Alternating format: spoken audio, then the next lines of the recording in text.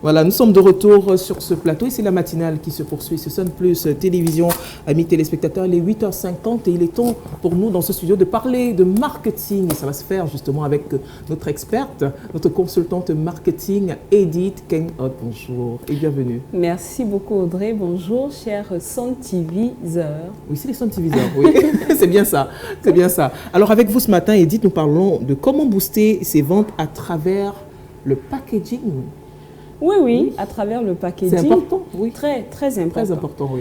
Et donc aujourd'hui, on s'adresse aux chefs d'entreprise et au département marketing, commercial. Commercial et marketing, oui.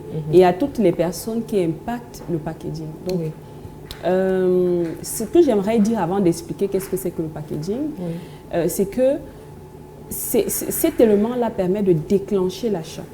D'accord? Et il dépend de la cible. Il faut avoir une bonne connaissance de la personne que vous ciblez, de votre client potentiel, mais également de savoir quel est le positionnement que vous souhaitez avoir dans son esprit.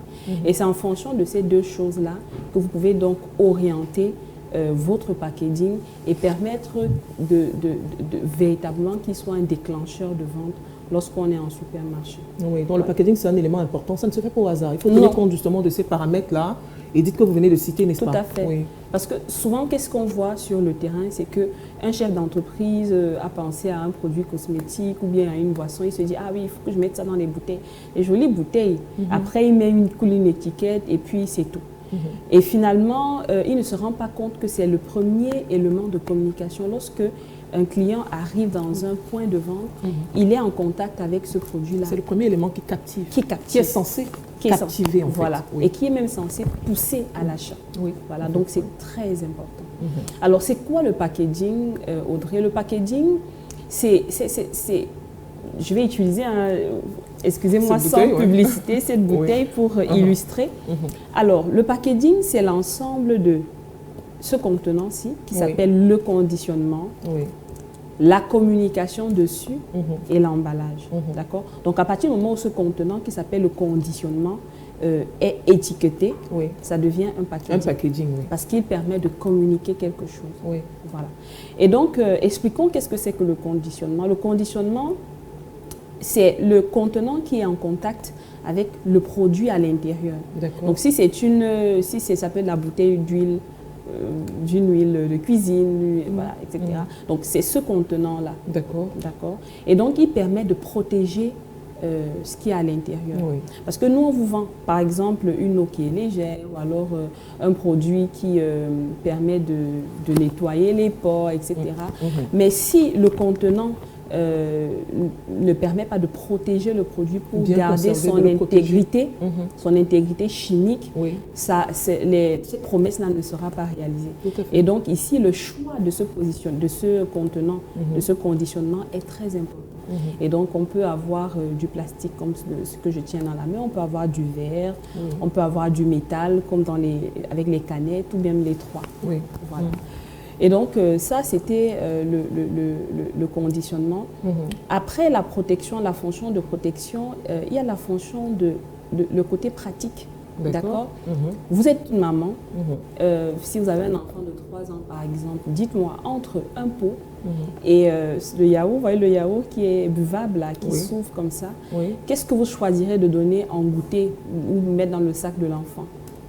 Alors, qu'est-ce que je... Non, celui qui pas le pot, celui qui s'ouvre plus facilement. Parce que ça va être plus facile pour l'enfant, en fait. Voilà, c'est beaucoup plus facile pour l'enfant. Et donc, vous comprenez que... C'est un paramètre dont il faut tenir compte. Il faut tenir compte. Donc, vous pouvez comprendre pourquoi, dans une zone qui est à forte concentration de mamans, on choisira ce produit-là plutôt que le pot. D'accord? Parce que la forme est faite de façon adaptée d'accord, aux besoins de l'utilisateur final.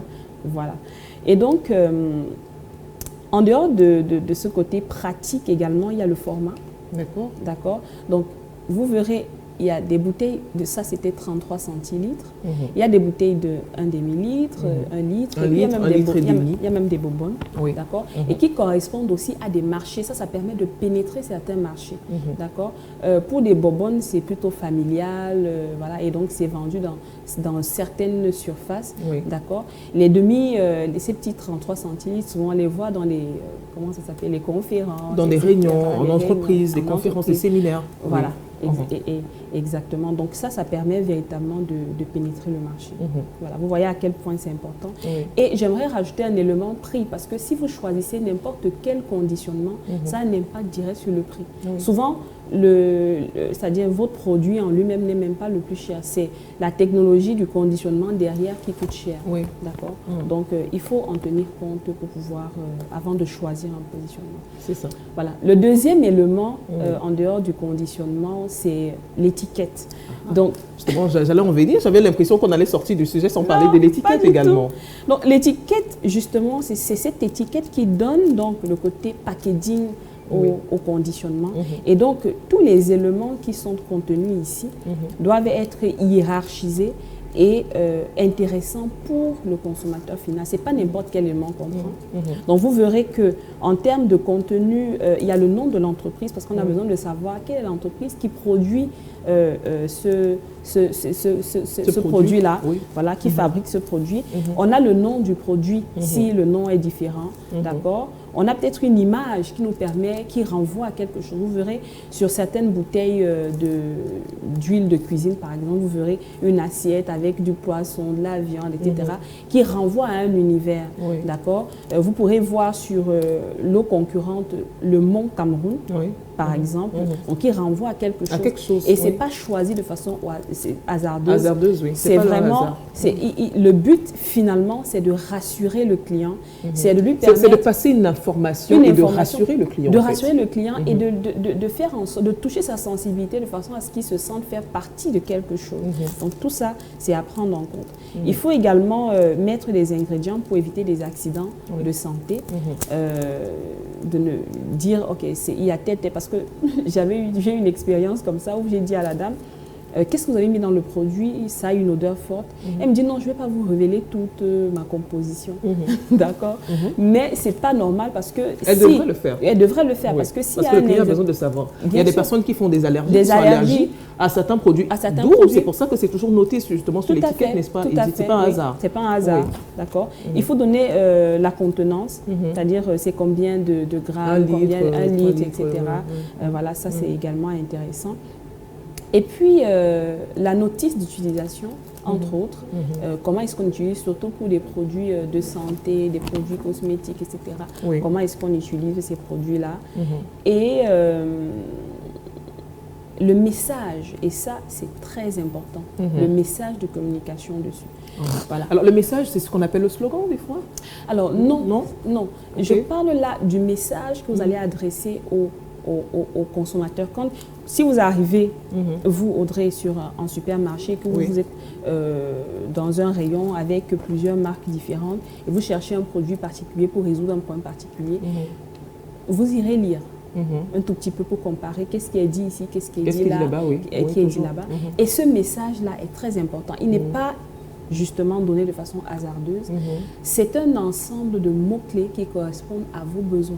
Il faut qu'en lisant, vous, Audrey, lorsque vous êtes en rayon, que vous vous disiez « Ah oui, c'est ça, ça me ressemble, ça correspond à mes valeurs. » Voilà, les valeurs, que le client se retrouve et qu'il se retrouve, qu'il se reconnaisse en ce produit. Les valeurs, ça peut être la beauté, ça peut être la femme, les enfants, l'éthique, ça peut être le commerce durable, etc. Donc, tout ceci m'amène à vous dire qu'il faut une bonne connaissance à la base du client et bien préciser qu'est-ce qu'il attend, quelles sont ses attentes, quels sont ses points de douleur, voilà, où est-ce qu'il vit, voilà, quelles sont ses motivations à l'achat, etc. Donc, bien connaître votre client, bien effectuer votre ciblage. Et bien choisir le message. Et en général, c'est le service marketing qui le fait. Justement, c'est pour ça que dans toute entreprise, vous l'avez déjà dit sur ce plateau, le service marketing, comment dire, est crucial. crucial, voilà, service clé d'une entreprise. Tout à fait. Voilà, c'est ça. Voilà.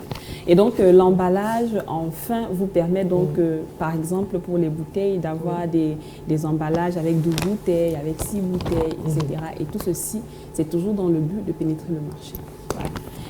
Et donc, Audrey, peut-être pour terminer. Oui, bien sûr, allez-y. Voilà, pour terminer, j'aimerais préciser à toutes ces personnes-là qui impactent le packaging que ça ne se fait pas de façon hasardeuse. Premièrement, il faut bien connaître le client, voilà, ses attentes, etc. Et puis, choisir un positionnement que vous voulez donner à ce produit-là et qu'il se reflète donc sur le produit final. Donc voilà à peu près ce que je souhaitais passer comme message aujourd'hui. Merci Madame la spécialiste en marketing, Edith. Merci beaucoup Audrey. Merci pour toutes ces informations. Merci à Loveline pour cette mise en bouteille. Oui, notre maquilleuse 5 étoiles. Oui, merci à l'équipe. Qui sera avec nous sur ce plateau d'ailleurs tout à l'heure. Alors, on a des messages. Hein. On va voir s'il y a des messages, n'est-ce pas, avant que vous ne repartiez. Alors, Chantal Ogada, bien édifié, le prix en dépend. Tout à fait. Voilà, elle vous envoie des cœurs d'ailleurs. Merci. Voilà, bien édifié, le prix en dépend. Alors, on a l'ami intime de l'autre, Didi Badjek, qui nous regarde ce matin. Soleil, soleil depuis Okala, dans la Léquier. Soleil, soleil. À toi, Didi Badjek. Thierry le Jordanien.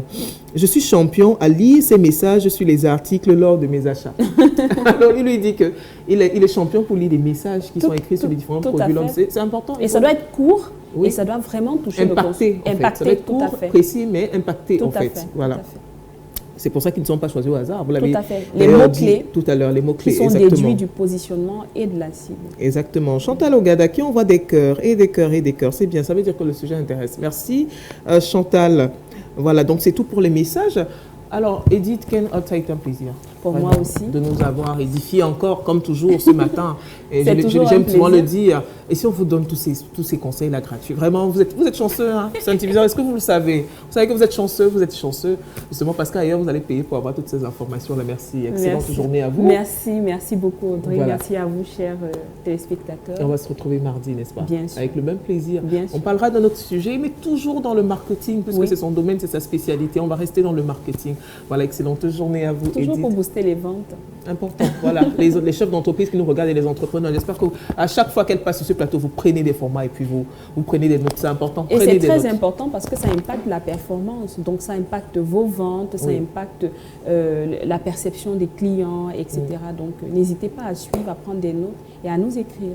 Oui, pourquoi pas. Vous pouvez la contacter sur tous les réseaux, Facebook, LinkedIn, etc. LinkedIn, exactement. Tous les réseaux, elle y est. Dans tous les cas, donc vous pouvez lui écrire également personnellement si vous avez